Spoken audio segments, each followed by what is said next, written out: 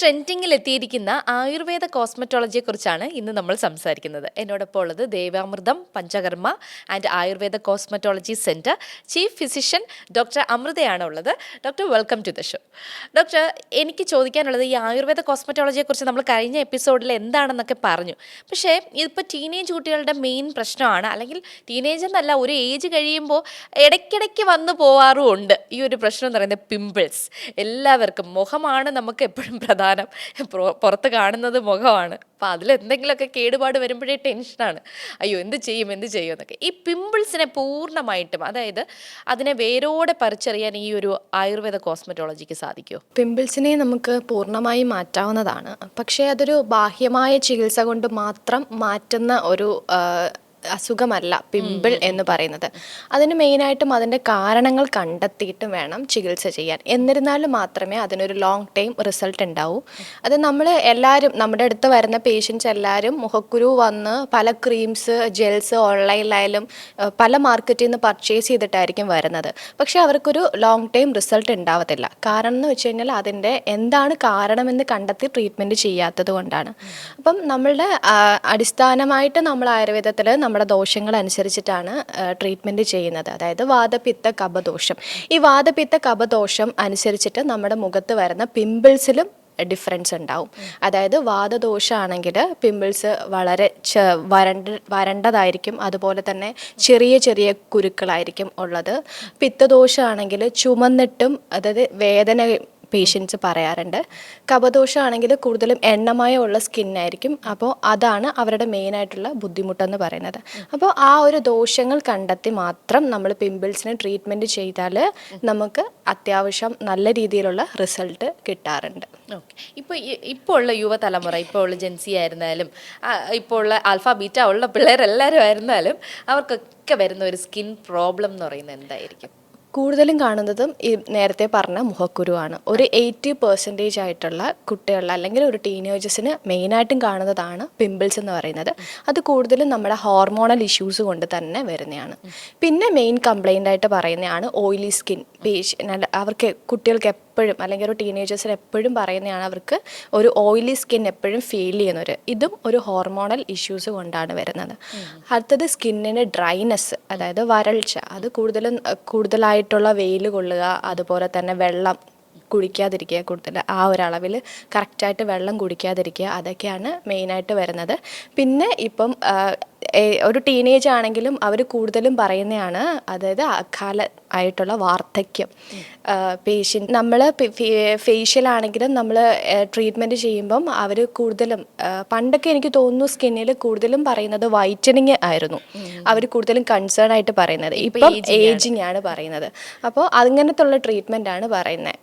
അപ്പോൾ fine lines ഒക്കെ കാണുന്നത്, അതും നമ്മൾ കൂടുതൽ കെയർ ചെയ്യാതിരിക്കുക, കൂടുതലായിട്ടുള്ള വെയിൽ കൊള്ളുക, അതേണക്ക് തന്നെ വെള്ളം കൂടുതൽ കുടിക്കാതിരിക്കുക, ഇതൊക്കെയാണ് മെയിനായിട്ട് ഇപ്പം കണ്ടുവരുന്ന കോമൺ ആയിട്ടുള്ളൊരു സ്കിൻ ഇഷ്യൂസ് എന്ന് പറയുന്നത്. ഓക്കെ. ഈ ആൻറ്റി ഏജിങ്ങിനും എല്ലാത്തിനും ഈ ആയുർവേദത്തിൽ ട്രീറ്റ്മെന്റ് ഉണ്ട്. അപ്പോൾ ഡോക്ടർ, എൻ്റെ ഒരു സംശയം ചോദിക്കുകയാണ്. ഇപ്പോൾ കൂടുതലും എല്ലാവരും, ഇപ്പോൾ ഡോക്ടർ പറഞ്ഞതുപോലെ തന്നെ ഒരുപാട് വെയിൽ കൊള്ളുന്ന ആൾക്കാർക്കാണ് ഇങ്ങനെ വരുന്നത്. അതിനാണ് സൺസ്ക്രീൻ മെയിൻലി എല്ലാവരും യൂസ് ചെയ്യണമെന്ന് പറയുന്നുണ്ട്. അപ്പോൾ ആയുർവേദത്തിൽ നമുക്ക് എങ്ങനെയാണ് സൺസ്ക്രീൻ? നമ്മൾ ആയുർവേദത്തിൽ നമ്മൾ സൺസ്ക്രീൻ യൂസ് ചെയ്യുന്നുണ്ട്. നമ്മുടെ സൺസ്ക്രീൻ പ്രോഡക്ട്സ് ഉണ്ട്. ഇപ്പം എല്ലാവരും സൺസ്ക്രീൻ യൂസ് ചെയ്യുമ്പം ചെയ്യുന്നതെന്ന് വെച്ച് കഴിഞ്ഞാൽ, നമ്മൾ എവിടെയെങ്കിലും പുറത്ത് പോകുന്ന സമയത്ത് ജസ്റ്റ് അപ്ലൈ ചെയ്യുക, പുറത്തേക്ക് പോവുക, അങ്ങനെ ചെയ്യാതിരിക്കുക. നമ്മൾ പുറത്ത് പോകുന്നതിന് ഒരു 20 മിനിറ്റ്സ് മുന്നെങ്കിലും സൺസ്ക്രീൻ അപ്ലൈ ചെയ്യുക, അതിനുശേഷം മാത്രം പുറത്തിറങ്ങുക. പിന്നെ ആ ഒരു ഡ്യൂറേഷൻ കഴിയുമ്പം വീണ്ടും അപ്ലൈ ചെയ്യുക. എല്ലാവരും ചെയ്യുന്നത് രാവിലെ വീട്ടിൽ നിന്ന് പുറത്തിറങ്ങുമ്പോൾ അപ്ലൈ ചെയ്യുന്നു, പിന്നെ തിരിച്ച് വരുന്ന വരെ അത് നോക്കാറില്ല. സൺസ്ക്രീൻ ഇട്ടിട്ടുണ്ടെന്നുള്ളൊരു വിശ്വാസത്തിൽ പോന്നു. അങ്ങനെ ചെയ്യാതെ നമുക്ക് ആ ഒരു ഡ്യൂറേഷൻ, അല്ലെങ്കിൽ നമ്മുടെ സൺസ്ക്രീൻ നമ്മുടെ ഫേസിൽ നിന്ന് പോയിട്ടുണ്ട് എന്ന് നമുക്ക് തോന്നുകയാണെങ്കിൽ അത് വീണ്ടും അപ്ലൈ ചെയ്ത് കൊടുക്കുക. പിന്നെ സ്കിൻ ടൈപ്പ് അനുസരിച്ചിട്ട് സൺസ്ക്രീൻ യൂസ് ചെയ്യുക. ചിലർക്കത് ക്രീം ബേസ്ഡ് ആയിരിക്കും പറ്റുന്നത്, ചിലർക്കത് ജെൽ ബേസ്ഡ് ആയിരിക്കും പറ്റുന്നത്. അപ്പോൾ അത് നോക്കിയിട്ട് വേണം സൺസ്ക്രീൻ സെലക്ട് ചെയ്യാൻ വേണ്ടിയിട്ട്. ഓക്കെ. അപ്പോൾ ആയുർവേദത്തിലും ഈ ഒരു ഡിഫറെന്റ് ടൈപ്സ് ഓഫ് സൺസ്ക്രീൻസ് ഉണ്ട് അവൈലബിൾ ആണ്. അതെ അതെ. അത് അപ്പോൾ എങ്ങനെ, ഞാൻ ഇതുവരെയ്ക്കും ആയുർവേദത്തിലെ സൺസ്ക്രീൻസ് ഒന്നും കണ്ടിട്ടില്ല. അപ്പം നമുക്ക് എങ്ങനെ അറിയാൻ പറ്റും? വിപണിയിൽ ഒത്തിരി സൺസ്ക്രീൻസ് ഉണ്ട്. അപ്പോൾ നമുക്ക് എങ്ങനെ അറിയാൻ പറ്റും അത് ആയുർവേദിക് ആണോ എന്നുള്ളത്? അത് നമ്മുടെ ക്ലിനിക്കിൽ നമ്മൾ സ്വന്തമായിട്ട് പ്രോഡക്റ്റ്സ് മേക്ക് ചെയ്ത് അങ്ങനെ കൊടുക്കുന്നതാണ്. അതുകൊണ്ട് നമ്മൾ അല്ലാണ്ട് ഞാൻ പുറമേ ദേവാമൃതത്തിലാണോ അങ്ങനെ ചെയ്യുന്നത്? അതെ അതെ അതെ. ദേവാമൃതം എന്ന് പറയുന്നത് കൊട്ടാരക്കരയുള്ള വെൽനസ് സെന്റർ ആണ്. പക്ഷെ ട്രിവാൻഡ്രത്ത് നമുക്ക് ഞാൻ ആയുർവേദ കോസ്മെറ്റോളജിസ്റ്റ് ആയിട്ട് നമ്മുടെ സ്വസ്ഥ്യം വെൽനസ് ട്രിവാൻഡ്രത്ത് ട്രീറ്റ്മെന്റ് ചെയ്യുന്നുണ്ട്. ഓക്കെ. ട്രിവാൻഡ്രത്ത് എവിടെയാണത് സ്ഥലം? ട്രിവാൻഡ്രം വെസ്റ്റ് ഫോർട്ടിലാണ് അല്ലേ? ഓക്കെ. ഡോക്ടർ, ഈ നല്ല സ്കിന്ന്, അപ്പോൾ ഇപ്പോൾ സ്കിൻ പ്രോബ്ലത്തിൻ്റെ കാര്യമാണ് നമ്മൾ സംസാരിച്ചുകൊണ്ടിരുന്നത്. അപ്പോൾ നല്ല സ്കിന്ന് കിട്ടാൻ വേണ്ടിയിട്ട് നമ്മൾ ഭക്ഷണത്തിൽ എന്തൊക്കെ മാറ്റങ്ങളാണ് കൊണ്ടുവരേണ്ടത്? എന്തൊക്കെ ഭക്ഷണം കഴിച്ചാലാണ് നമുക്ക് നല്ല സ്കിന്ന് കിട്ടുക? ഓക്കെ, ഭക്ഷണത്തിന് വളരെയധികം പ്രാധാന്യമുണ്ട് നമ്മുടെ കോസ്മെറ്റോളജി ട്രീറ്റ്മെൻറ്റ് ചെയ്യുമ്പോൾ. നമ്മുടെ അടുത്ത് പേഷ്യൻസ് വരുന്ന സമയത്ത് ഞാൻ കൂടുതലും ആദ്യം അവരോട് പറയുന്നത് തന്നെ ഈ ഭക്ഷണങ്ങൾ കഴിക്കരുത്, നിങ്ങൾക്ക് ഇങ്ങനെ കഴിക്കാതിരിക്കാൻ പറ്റുമെങ്കിൽ ട്രീറ്റ്മെൻറ്റ് മുന്നോട്ട് കൊണ്ടുപോകാം എന്നാണ് പറയുന്നത്. കാരണം നമ്മുടെ ശരീരത്തിൻ്റെ ദഹന അവസ്ഥ അത് ഭയങ്കരമായിട്ട് റിഫ്ലക്റ്റ് ചെയ്യുന്നത് നമ്മുടെ സ്കിന്നിലൂടെയാണ്. ഓക്കെ, അപ്പം ആയുർവേദത്തിന് അടിസ്ഥാന ഗട്ട് ഹെൽത്ത്, അതെ അതെ അതെ അതെ, അത് നമ്മുടെ ആയുർവേദത്തിൽ ആമം എന്ന് പറയും. ഈ ആമം അടിഞ്ഞു കൂടി കഴിഞ്ഞു കഴിഞ്ഞാൽ അതിൽ ബ്ലഡ് ഇമ്പ്യൂരിറ്റീസ് കൂടി കഴിഞ്ഞു കഴിഞ്ഞാലും അതെല്ലാം നമ്മുടെ സ്കിന്നിലാണ് റിഫ്ലക്റ്റ് ചെയ്യുന്നത്.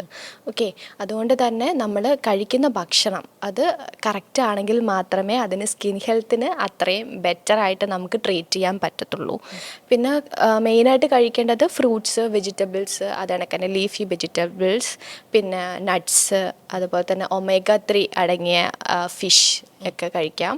അതുപോലെ തന്നെ ഒഴിവാക്കേണ്ടതാണ് ക്യാൻ ഫുഡ്സ്, ജങ്ക് ഫുഡ്സ്. ഇന്ന് ആർക്കും ഒഴിവാക്കാൻ പറ്റാത്തതുമായിട്ടുള്ള കാര്യങ്ങളാണ്. കൂടുതൽ സ്പൈസി ആയിട്ടുള്ള ഫുഡ്സ്, ഷുഗർ കണ്ടൻറ്റ്, മൈദ പോലത്തെ സാധനങ്ങൾ അടങ്ങിയ ഭക്ഷണങ്ങൾ കഴിവതും ഒഴിവാക്കുക. ഡോക്ടർ, സ്കിന്നിന് വേണ്ടിയിട്ട് ഇപ്പം കെമിക്കൽ കോസ്മെറ്റോളജിയിൽ നമുക്ക് ഇഞ്ചക്ഷൻസും കാര്യങ്ങളും എല്ലാം ഉണ്ട്. പക്ഷെ ആയുർവേദ കോസ്മെറ്റോളജിയിൽ ആ ഇഞ്ചക്ഷൻസിൻ്റെ ഉപരിയായിട്ട് എന്തായിരിക്കും ചെയ്യുക? നമ്മുടെ പ്രകൃതിയിലുള്ള നമ്മുടെ വസ്തുക്കൾ യൂസ് ചെയ്തിട്ട് തന്നെ അത് നമ്മൾ വിചാരിക്കും അതിനൊരു റിസൾട്ട് ഉണ്ടാവുമോ എന്ന് വിചാരിക്കും. ഇഞ്ചക്ഷൻ അല്ല, നമ്മൾ അല്ലാതെ തന്നെ പ്രോഡക്റ്റ്, സെറം ബേസ്ഡ് ആയിട്ടുള്ള പ്രോഡക്റ്റ്സ് ഒക്കെ യൂസ് ചെയ്യാറുണ്ട്. അതെങ്ങനെയാണ് മുഖത്തേക്ക് അപ്ലൈ ചെയ്യുന്നത്? നോർമലി നമ്മൾ പിന്നെ ഇപ്പം നമ്മളുടെ ക്ലിനിക്കിലൊക്കെ മീസോതെറാപ്പി പോലത്തെ മെഷീൻസ് വെച്ചിട്ട്, അതായത് നമ്മുടെ പ്രോഡക്റ്റ് തന്നെ അത് നമ്മൾ പ്രോഡക്റ്റ് നന്നായിട്ട് പെനിട്രേറ്റ് ചെയ്യും. അതിന് വേണ്ടിയിട്ട് മീസോതെറാപ്പി എന്ന് പറയുന്ന മെഷീൻസും കാര്യങ്ങളും കൂടെ യൂസ് ചെയ്തിട്ടാണ് നമ്മൾ ട്രീറ്റ്മെൻറ്റ്. മീസോതെറാപ്പി എന്ന് പറയുമ്പോൾ നമ്മൾ മറ്റേ പി ആർ പി എന്ന് പറയുമ്പോൾ നമ്മുടെ ബ്ലഡ് തന്നെ എടുത്ത് ചെയ്യുന്നത്. മീസോതെറാപ്പി എന്ന് പറയുമ്പോൾ നമ്മൾ അഡ്വാൻസ്ഡ് ആയിട്ടുള്ളൊരു മിഷനാണ്.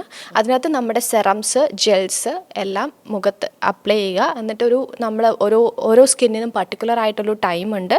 അത് വെച്ചിട്ട് നമ്മൾ ചെയ്യുന്ന സമയത്ത് നമ്മുടെ പ്രോഡക്റ്റ് ഉള്ളിലേക്ക് നന്നായിട്ട് പെനിട്രേറ്റ് ചെയ്ത് പൊക്കോളും. ആ സമയത്ത് നമുക്ക് കൂടുതൽ റിസൾട്ട് കിട്ടും.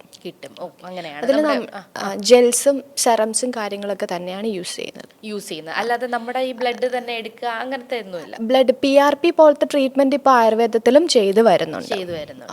ഡോക്ടർ, നമുക്ക് ഇപ്പോൾ സ്കിൻ പ്രോബ്ലം എന്തെങ്കിലും ഉണ്ടെന്നുണ്ടെങ്കിൽ, സ്കിൻ പ്രോബ്ലം പെട്ടെന്ന് വരികയാണ്, നമ്മൾ അറിയാത്ത പോലെ, ഇപ്പോൾ ഡ്രൈനെസ് പോലെയോ, അല്ലെങ്കിൽ നമുക്ക് അറിയാൻ പറ്റില്ല അത് എങ്ങനത്തെ സ്കിൻ പ്രോബ്ലം ആണെന്നുള്ളത്, അങ്ങനെയാണെന്നുണ്ടെങ്കിൽ നമുക്ക് എത്ര ദിവസം അത് വെച്ചിരുന്നിട്ട് ഡോക്ടറെ കാണേണ്ടതുണ്ട്? ശരിക്കും പറഞ്ഞു കഴിഞ്ഞാൽ ഏതൊരു അസുഖമാണെങ്കിലും നമ്മൾ അത് കൂടുന്നതിനെക്കാട്ടി മുന്നേ തന്നെ ചികിത്സ എടുക്കുക എന്നതാണ് നമ്മൾ അടിസ്ഥാനമായി കാണേണ്ടത്.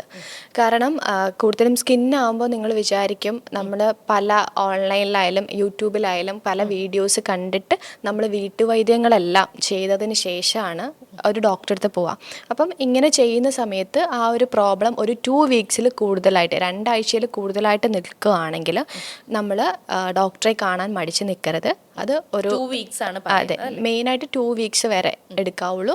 അത് കഴിഞ്ഞ് കഴിഞ്ഞാൽ നമ്മൾ ആ പ്രോബ്ലം എന്തെങ്കിലും അത് നമ്മൾ ചെയ്ത കാര്യങ്ങൾ കൊണ്ട് മാറ്റമൊന്നുമില്ല എന്നുണ്ടെങ്കിൽ നമ്മൾ തീർച്ചയായും ഒരു ആയുർവേദ ഡോക്ടറെ കണ്ട് ട്രീറ്റ്മെൻറ്റ് എടുക്കേണ്ടതാണ്. പിന്നെ പിമ്പിൾസ്, മുഖക്കുരു പോലത്തെ കാര്യങ്ങൾ അത് കൂടുതലായി കഴിഞ്ഞ് കഴിഞ്ഞാൽ നമ്മുടെ മുഖത്ത് ഹൈപ്പർ പിഗ്മെൻറ്റേഷൻ, അതായത് കറുത്ത പാടുകൾ വരാൻ ചാൻസ് ഉണ്ട്. അപ്പോൾ ആ ഒരു സ്റ്റേജിലേക്ക് പോവാതെ അതിന് മുന്നേ തന്നെ ട്രീറ്റ്മെൻറ്റ് എടുത്ത് മാറ്റുന്നതാണ് നല്ലത്. ഡോക്ടർ ഇപ്പോൾ ഒരേ തന്നെ സ്കിൻ പ്രോബ്ലം, അയാൾക്കും ഡ്രൈനസ് ഉണ്ട്, നമുക്കും ഡ്രൈനസ് ഉണ്ട്, ദ സെയിം സ്കിൻ പ്രോബ്ലം രണ്ട് പേർക്ക് വരികയാണെങ്കിൽ ട്രീറ്റ്മെൻറ്റ് വ്യത്യാസമായിരിക്കും, സെയിം ആയിരിക്കും? ട്രീറ്റ്മെൻറ്റിൽ തീർച്ചയായിട്ടും വ്യത്യാസമായിരിക്കും. അതാണ് ആയുർവേദത്തിൻ്റെ അടിസ്ഥാന തത്വം എന്ന് പറയുന്നത്. അതായത് വ്യക്തിഗത ചികിത്സയാണ് നമ്മൾ മുന്നോട്ട് വെക്കുന്നത്. ഒരാൾക്ക് ഇപ്പം ഞാൻ നേരത്തെ പറഞ്ഞ മുഖക്കുരു തന്നെ 2 പേർക്ക് വരാം, പക്ഷെ നമ്മൾ കൊടുക്കുന്ന ട്രീറ്റ്മെൻറ്റ് 2 പേർക്കും വ്യത്യാസമായിരിക്കും. കാരണം അവരുടെ പ്രകൃതി വികൃതി എന്ന് പറയുന്ന കാര്യങ്ങൾ മനസ്സിലാക്കിയിട്ട് ട്രീറ്റ്മെൻറ്റ് ചെയ്താൽ മാത്രമേ അതിൽ വ്യത്യാസം കാണത്തുള്ളൂ. പ്രത്യേകിച്ച് അവരുടെ ഓരോരുത്തർക്കും ഉണ്ടാവുന്നതിൻ്റെ കാരണം, അതായത് പിമ്പിൾ തന്നെ ആകുമ്പം ചിലർക്ക് PCOD അല്ലെങ്കിൽ എന്തെങ്കിലും വേറെ ഹോർമോണൽ ഇഷ്യൂസ് കൊണ്ടോ അല്ലെങ്കിൽ ഓയിലി സ്കിന്നായിട്ടുള്ളവർക്കായിരിക്കാം വരുന്നത്. ഒരു ടൈപ്പ് ഓഫ് ആൾക്കാർക്ക് അങ്ങനത്തെ ബുദ്ധിമുട്ടൊന്നും ഉണ്ടാവാതെ വേറെ എന്തെങ്കിലും കാരണമായിരിക്കാം. അപ്പോൾ ആ കാരണം കണ്ടെത്തി ചികിത്സിച്ചാൽ മാത്രമേ അതിൽ ഒരു റിസൾട്ട്, ലോങ് ടൈം ആയിട്ടുള്ള റിസൾട്ടാണ് നമ്മൾ ആയുർവേദ കോസ്മെറ്റോളജിയിൽ എപ്പോഴും ഉദ്ദേശിക്കുന്നത്. അങ്ങനെ ട്രീറ്റ് ചെയ്താൽ മാത്രമേ അതിൽ വ്യത്യാസം വരത്തുള്ളൂ. അതിനും നമ്മൾ നേരത്തെ പറഞ്ഞ പോലെ ദോഷങ്ങൾ ബേസ് ചെയ്തിട്ടാണ് നമ്മൾ ട്രീറ്റ്മെൻറ്റ് ചെയ്യുന്നത്. ഡോക്ടർ, ഇപ്പോൾ വൈറ്റനിങ് ആവാൻ വേണ്ടിയിട്ടാണ് എല്ലാവരും ശ്രമിക്കുന്നത്. ഞാൻ ഒരു പ്രായഭേദമന്യേ പറയുന്നതായിരിക്കും കുറച്ചുകൂടെ നല്ലത്. കുറച്ചൊന്ന് ഷോക്കേസ് ചെയ്യുക എന്നുള്ളത് എല്ലാവർക്കും ഇഷ്ടമുള്ള കാര്യമാണ്. അപ്പോൾ ഈ വൈറ്റനിങ് ആവാൻ വേണ്ടിയിട്ട് ഒരുപാട് ട്രീറ്റ്മെൻറ്റുകളുണ്ട്. കെമിക്കൽ കോസ്മെറ്റോളജിയിൽ ഒത്തിരി ഉണ്ട്. ആയുർവേദ കോസ്മെറ്റോളജിയിലും ഉണ്ടോ? അതെ, ആയുർവേദ കോസ്മെറ്റോളജിയിലും ഉണ്ട്. നമ്മളുടെ ഏറ്റവും നന്നായിട്ട് ചെയ്യുന്നതാണ് ഞവര ഫേഷ്യൽ പോലത്തെ ഫേഷ്യൽ പ്രൊസീജിയേഴ്സ്. അതായത് നമ്മുടെ മെഡി ഫേഷ്യൽ, ഞവര ഫേഷ്യൽ, പിന്നെ ഹെർബൽ ഫേഷ്യൽ തന്നെ മന്ത്ലി വൺസ് ചെയ്ത് ബോഡി ഫുൾ വൈറ്റനിങ് ആവണം എന്നുള്ളതിൽ നമ്മൾ പറഞ്ഞല്ലോ, നേരത്തെ പറഞ്ഞ പോലെ തന്നെ ഒന്ന് അവരുടെ ഹെറിഡിറ്ററി, അത് നമ്മൾ ജനിച്ച് വന്നൊരു കളർ ഉണ്ടാവുമല്ലോ. ഞാനത് ചോദിക്കാനുള്ള കാര്യം, ഇപ്പൊ എല്ലാവരും കൊറിയൻ ഫേഷ്യൽ, സ്കിൻ വേണം അങ്ങനെ പോകുന്ന അതിന് പുറകെ പോകുന്ന ആൾക്കാരാണ്. അതിന് ഒരു ലിമിറ്റേഷൻസ് ഉണ്ട്. നമ്മളുടെ ഒരു ഹെറിഡിറ്ററി അതിന് പ്രധാന ഘടകമാണ്. നമുക്ക് ഉണ്ടായിരുന്നതിനെ നമുക്ക് കൂടുതലായിട്ട് ബെറ്റർ ആക്കി കൊണ്ടുവരാൻ പറ്റും. അല്ലെങ്കിൽ നമ്മൾ കെമിക്കൽസ്, നമ്മൾ ഇപ്പം കണ്ടുവരുന്നത് മുന്നേ കണ്ട ആൾക്കാരെ അല്ല നമ്മളിപ്പം കാണുന്നത്. അത് കളറിൽ വ്യത്യാസം വരുന്നവരുണ്ട്. അത് കൂടുതലും കെമിക്കൽസ് ഇൻജെക്ട് ചെയ്തിട്ട് തന്നെയായിരിക്കും അവർ. സൈഡ് എഫക്ട്സ് ഉണ്ടാവും, തീർച്ചയായും സൈഡ് എഫക്ട്സ് ഉണ്ടാവും. അപ്പം നമ്മളുടേതെന്ന് പറഞ്ഞു കഴിഞ്ഞാൽ നമ്മുടെ ആ ഒരു സ്കിന്നിൻ്റെ വൈറ്റനിങ് നിലനിർത്താനും ഒരു പരിധി വരെ നമുക്ക് സ്കിൻ വൈറ്റനിങ് ഇംപ്രൂവ് ചെയ്യാനും സഹായിക്കും. ഓക്കെ ഡോക്ടർ, അപ്പോൾ സ്കിന്നിൻ്റെ പ്രശ്നങ്ങളും സ്കിൻ എങ്ങനെ വളരെ ഹെൽത്തി ആയിട്ട് സൂക്ഷിക്കാം എന്നതിനെക്കുറിച്ചും ഒരു ആയുർവേദ കോസ്മെറ്റോളജിസ്റ്റ് ഡോക്ടർ അമൃതയായിരുന്നു നമ്മളോടൊപ്പം സംസാരിച്ചത്. മറ്റൊരു സബ്ജക്റ്റുമായിട്ട് വീണ്ടും എത്താം. അതുവരയ്ക്കും നമസ്കാരം. Thank you.